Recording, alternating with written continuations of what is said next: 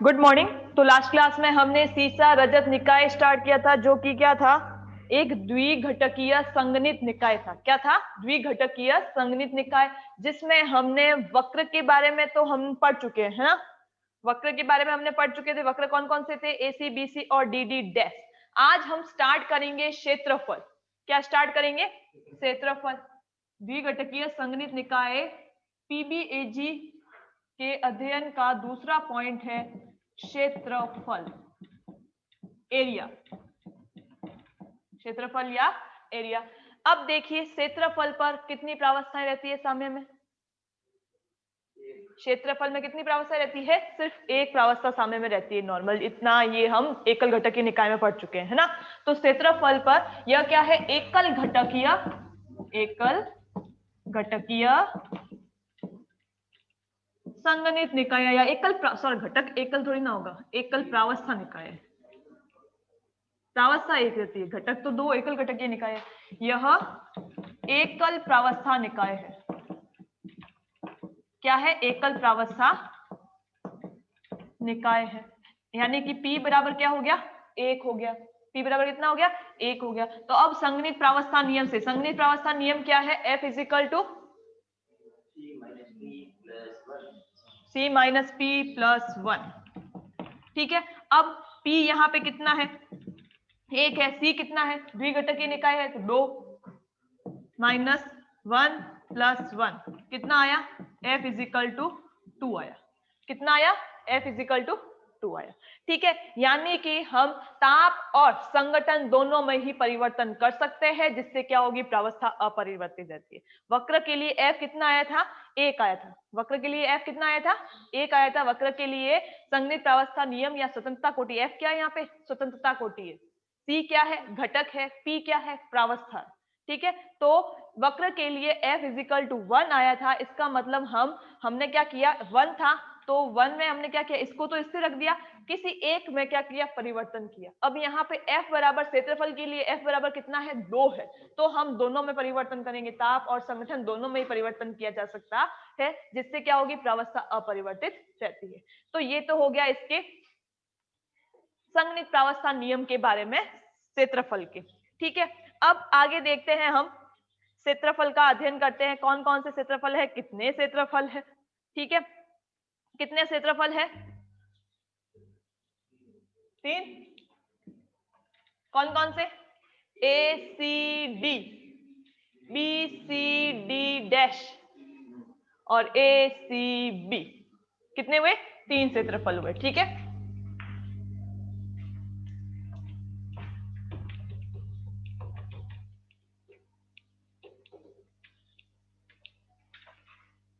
तो क्षेत्रफल कितने हैं?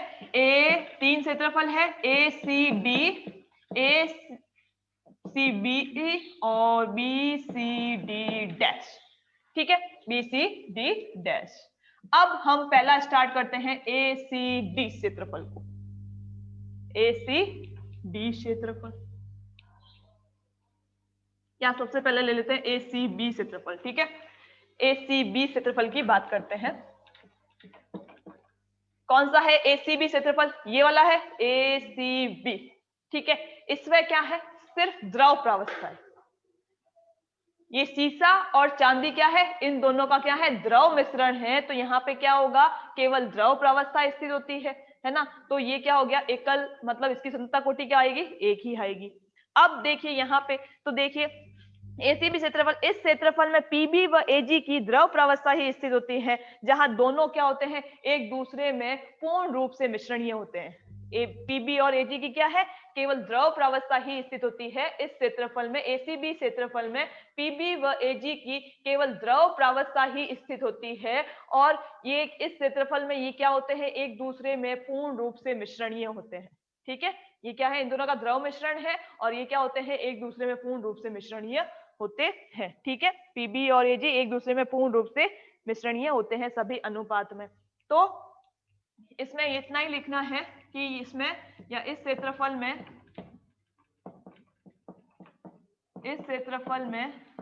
पीबी व एजी की द्रव प्रावस्था ही स्थित होती है,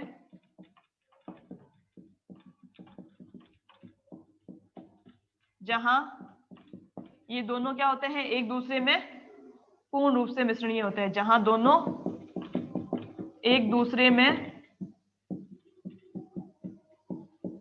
पूर्ण रूप से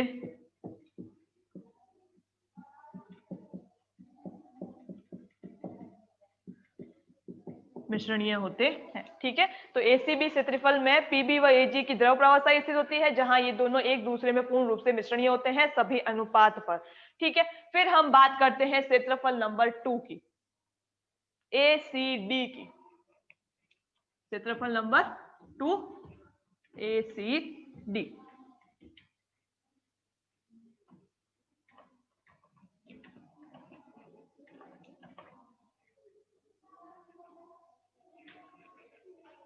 नंबर 2 पे है एसीडी।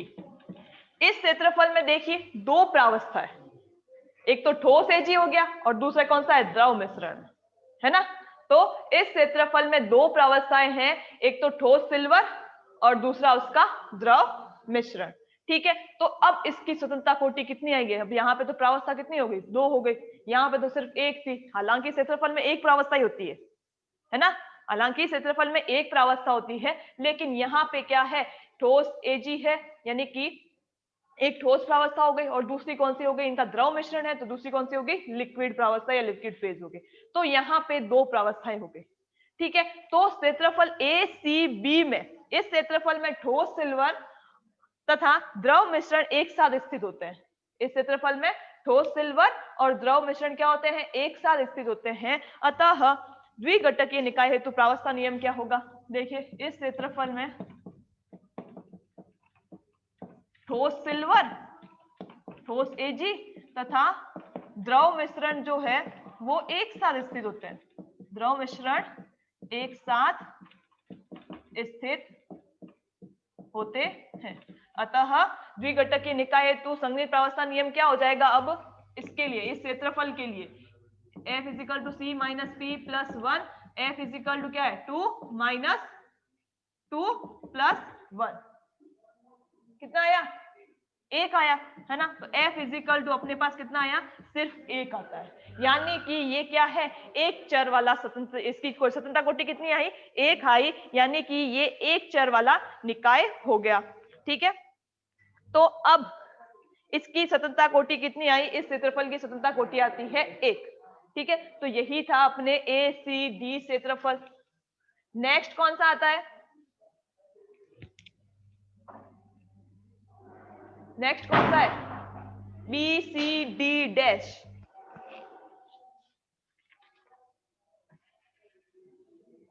कौन सा है, बी सी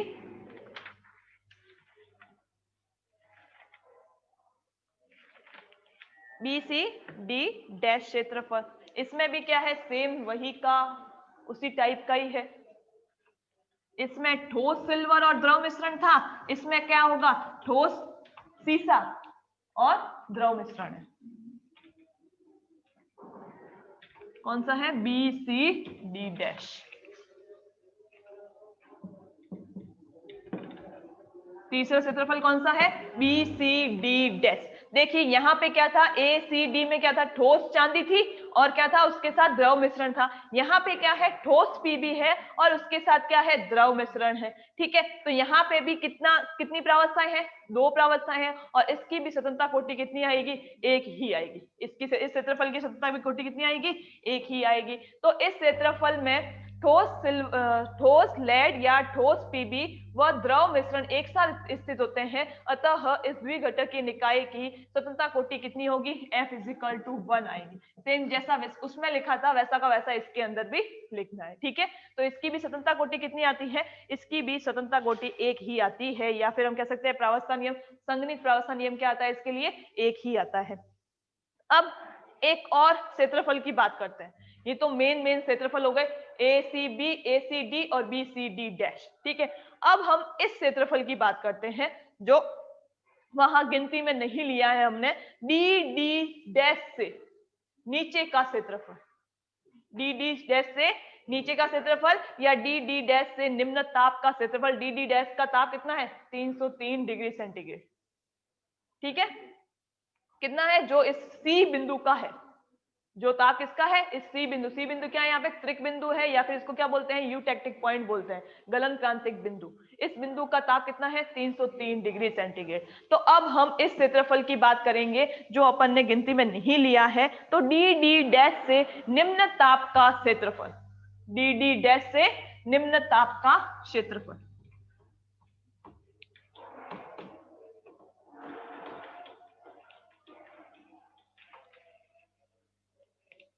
डी इसको अलग से लिखना है, डी डी डैश से निम्न ताप का क्षेत्रफल, डी डी डैश से निम्न ताप का क्षेत्रफल।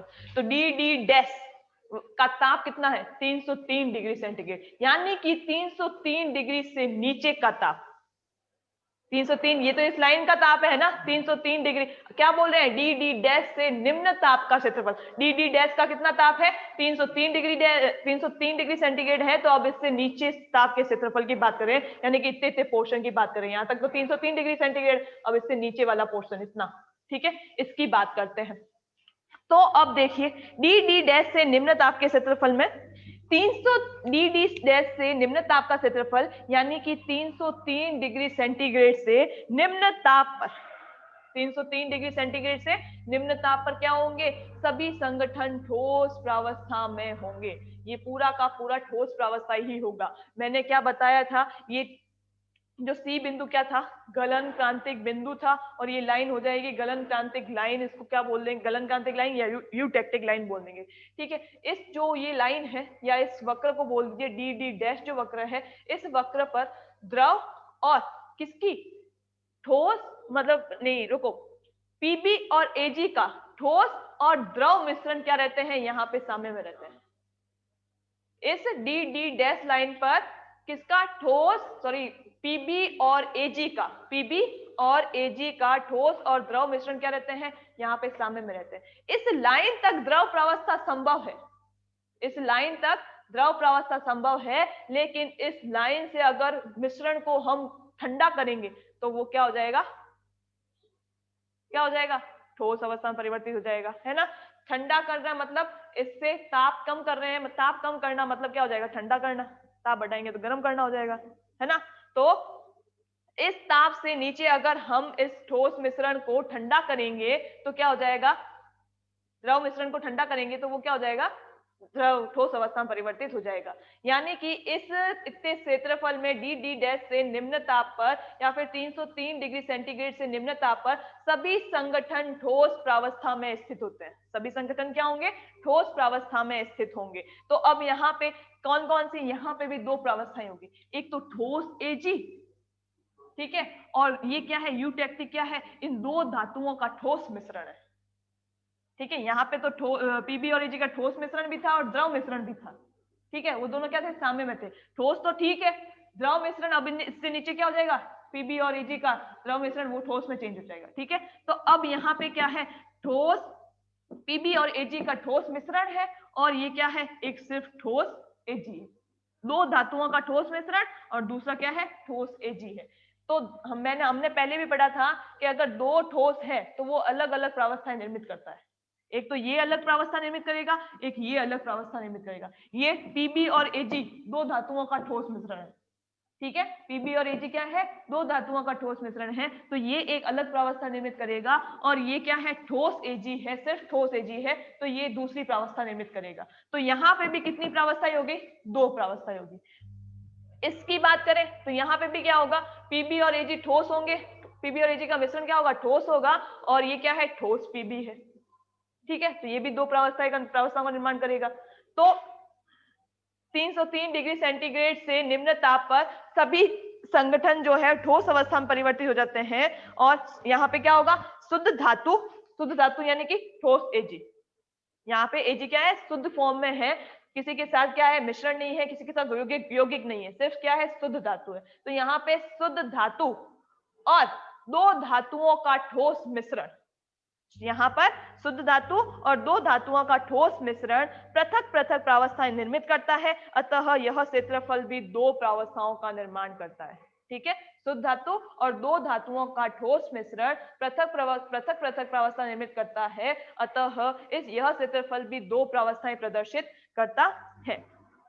तो कौन कौन सी हो जाएगी? एक तो ठोस शुद्ध Ag और दूसरा कौन सा हो जाएगा? प्लस ये यूटेक्टिक वाला, इसको हम क्या लिखेंगे? दो धातुओं का मिश्रण, ठीक है, या ठोस मिश्रण।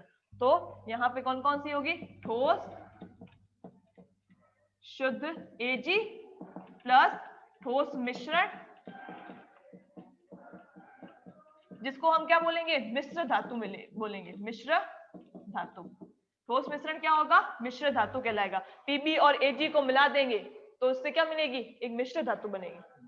Pb और Ag को मिला देंगे, दो धातुओं का मिश्रण क्या हो जाएगा?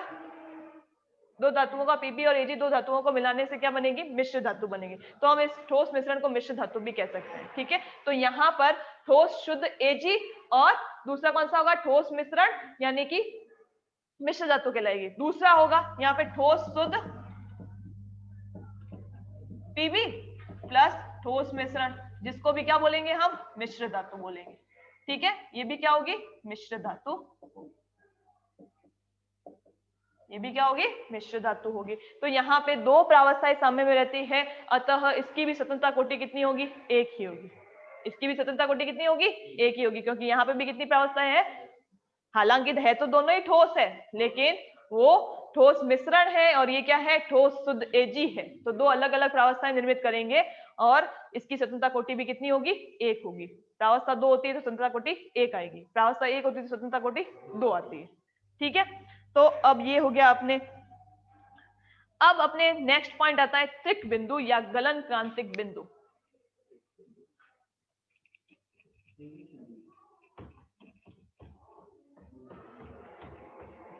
इंग्लिश में यूटेक्टिक पॉइंट,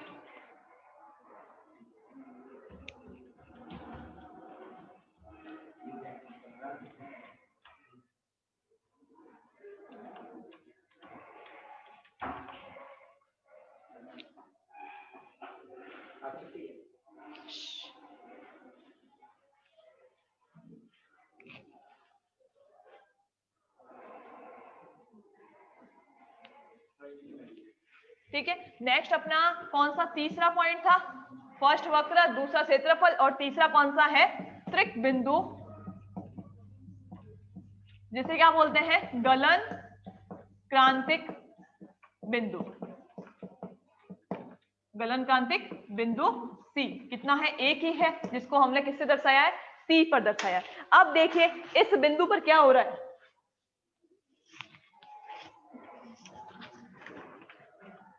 इस बिंदु पर क्या हो रहा है? देखिए ये AC और BC वक्र आकर इस बिंदु पर मिलते हैं, है ना। AC और BC वक्र इस बिंदु पर आकर मिल रहे हैं और इस बिंदु पर PB और AG का क्या है? संतृप्त विलयन है। ये हमने पहले भी पढ़ा था ना। इस C बिंदु पर PB और AG क्या करते हैं? संतृप्त विलयन का निर्माण करते हैं, ठीक है। तो अब त्रिक बिंदु पर कितनी प्रावस्थाएं साम्य में रहती है? तीन प्रावस्थाएं साम्य में रहती है ना। एक तो ये ठोस Ag हो गया, ठोस PB हो गया और इन दोनों का द्रव मिश्रण हो गया, ठीक है। तो त्रिक बिंदु पर तीन प्रावस्थाएं साम्य में रहती है, एक ठोस Ag, दूसरा ठोस PB और इन दोनों का द्रव मिश्रण। फिर स्वतंत्रता कोटि कितनी आती है? जब प्रावस्थाएं तीन होती है तो 0 आएगी। त्रिक बिंदु की स्वतंत्रता कोटि हमेशा 0 होती है। क्या होती है? 0 होती है, ठीक है। तो अब देखिए त्रिक बिंदु पर तीन प्रावस्थाएं साम्य में रहती है, अतः द्विघटक के निकाय हेतु संगनित प्रावस्था नियम क्या होगा? तीन प्रावस्थाएं साम्य में रहती है,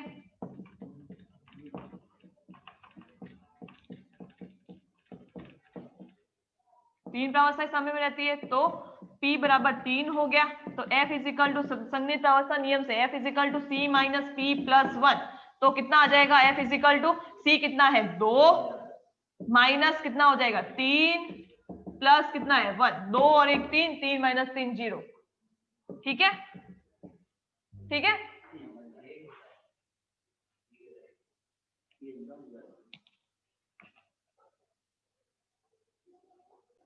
तो त्रिक बिंदु पर तीन प्रावस्थाएं साम्य में रहती है, जिस अतः इसकी स्वतंत्रता कोटि कितनी आएगी? 0 आएगी, ठीक है। अब त्रिक बिंदु पर कौन कौन सी कंडीशन होती है? या त्रिक बिंदु के लिए, मतलब तीनों ही प्रावस्थाएं साम्य में रहे, इसके लिए कौन कौन सी कंडीशंस होती है? टेम्परेचर कितना होना चाहिए? यहाँ पे टेम्परेचर अलग होगा, वो उस ग्राफ के लिए था। यहाँ पे 303 डिग्री सेंटीग्रेड, ठीक है। यहाँ पे कितना होगा टेम्परेचर? 303 degree centigrade. दाब तो हमने यहाँ पे क्या रखा है? द्विघटक निकाय में स्थिर रखा है, तो 1 एटमॉस्फेयर ही रखेंगे, ठीक है। और संगठन कितना है? संगठन यहाँ पे हम इन दोनों का लेंगे, 2.4% Ag और 97.6% कितना हो जाएगा? Pb, ठीक है। तो इस संगठन पर, इस ताप पर ये तीनों प्रावस्थाएं क्या रहेगी? साम्य में रहेगी।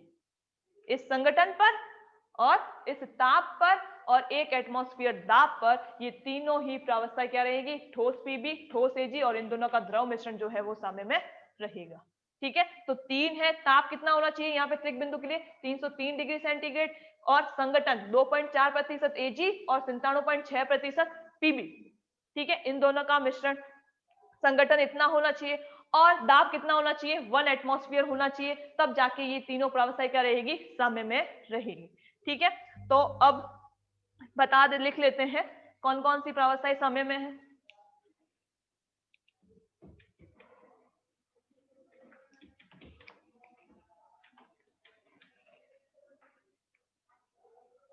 तो त्रिक बिंदु पर एक तो क्या हो जाएगा? ठोस Ag, ठीक है। दूसरा द्रव मिश्रण, और तीसरी प्रावस्था कौन सी होगी? ठोस Pb, ठीक है। ठोस Ag साम्य में ठोस द्रव मिश्रण के साम्य में क्या होगा? ठोस Pb, ठीक है। तो ये 3 प्रावस्थाएं क्या रहेगी? साम्य में रहेगी। या फिर हम इसको ऐसे लिख सकते हैं, Ag सॉलिड साम्य में क्या होगा? Ag प्लस Pb या Pb प्लस Ag का द्रव मिश्रण, और साम्य में क्या होगा? Pb सॉलिड, ठीक है। इसको हम इस तरीके से भी लिख सकते हैं, Ag सॉलिड साम्य में Ag प्लस Pb का द्रव मिश्रण, और साम्य में क्या है? Pb सॉलिड के, ठीक है। तो ये 3 प्रावस्थाएं जो है वो त्रिक बिंदु पर साम्य में रहती है। और इस बिंदु पर सीसे व चांदी का क्या मिलता है? समांगी मिश्रण, या फिर हम कह सकते हैं संतृप्त विलयन। समांगी विलयन या संतृप्त विलयन बनता है, और जिसे गलन क्रांतिक मिश्रण कहते हैं। इस बिंदु, ये बिंदु क्या कहलाता है? गलन क्रांतिक बिंदु कहलाता है। और इस बिंदु पर जो संतृप्त विलयन बनता है वो क्या कहलाता है? गलन क्रांतिक मिक्सचर कहलाता है, या गलन क्रांतिक मिश्रण कहलाता है, ठीक है। फिर इस बिंदु पर 3 प्रावस्थाएं, ठोस चांदी, ठोस सीसा, और इनके विलयन जो है वो साम्य में रहते हैं, तो इनकी स्वतंत्रता कोटि कितनी होगी? 0 होगी। अर्थात संगनित प्रावस्था नियम क्या होगा इसका? F = 0 होगा, ठीक है। तो यही है अपने त्रिक बिंदु के बारे में, और इसके साथ होता है अपना ये सीसा रजत निकाय कंप्लीट, ठीक है। फिर अपने नेक्स्ट आएगा ठोस निकाय।